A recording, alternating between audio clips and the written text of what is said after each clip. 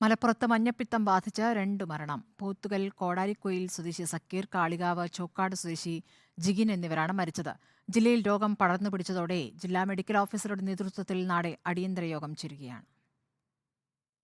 ചോക്കാട് പന്നിക്കോട്ടുമുണ്ട സ്വദേശിയായ ജിഗിൻ മഞ്ഞപ്പിത്തം ബാധിച്ചതിനെ തുടർന്ന് 1 മാസമായി കോഴിക്കോട് മെഡിക്കൽ കോളേജ് ആശുപത്രിയിൽ ചികിത്സയിലായിരുന്നു. കഴിഞ്ഞ വെള്ളിയാഴ്ച രാത്രിയാണ് ഭിന്നശേഷിക്കാരനായ 14-കാരൻ മരിച്ചത്. ജിഗിന്റെ അച്ഛനും സഹോദരനും രോഗം ബാധിച്ചിരുന്നു. സഹോദരൻ ജിബിനാണ് ആദ്യം മഞ്ഞപ്പിത്തം ബാധിച്ചത്. ഇയാൾ കോഴിക്കോട് മെഡിക്കൽ കോളേജ് ആശുപത്രിയിൽ ചികിത്സയിലാണ്. ഇതിനു പിന്നാലെ അച്ഛൻ ചന്ദ്രനെയും രോഗം ബാധിച്ചു. അദ്ദേഹം നിലവിൽ നിലമ്പൂർ ജില്ലാ ആശുപത്രിയിൽ ചികിത്സയിൽ തുടരുകയാണ്. മഞ്ഞപ്പിത്തം ബാധിച്ച് ചികിത്സയിൽ കഴിഞ്ഞിരുന്ന പോത്തുകൽ കോടാലിപ്പൊയിൽ സ്വദേശി സക്കീർ ഇന്നലെ രാത്രിയാണ് മരിച്ചത്.